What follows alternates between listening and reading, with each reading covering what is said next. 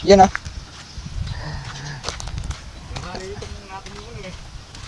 Nagagawin di tabak. Pagtabuko daw yung baras na yun. Babak pa kina. Oo, nakatin na lang.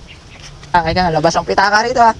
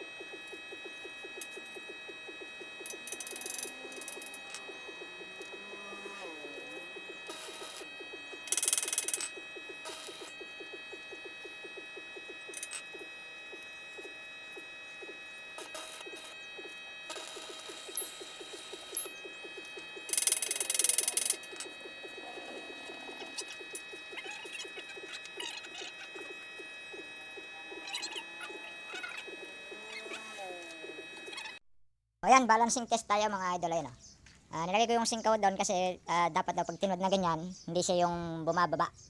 Para maginhawa magsingkaw, isa pa hindi delikado. Tapos, ito yung sinasabi kong balancer niya. Yan, kung nakita nyo itong tubo na yan dito sa dulo, yan yan. Yan, nakanatsing na tubo na yan. Yan po yung pinaka-balancer. Pag wala yan, babagsak po yung kariton. Yan, tinitingnan ko lang kung tama na ba yung una kong pinaglagyan. So, mukhang tama naman dahil, so ayan, nakikita nyo, di ba? Hindi siya bumababa. Tinali ko lang yan ha, tinali ko lang ng straw kasi wala pa po yung ano. So, para mas maganda, kaya pag inangat mo siyang ganon, yun. Alright, boom, boom, boom, boom. So, tara, let's go, tirahin na yan.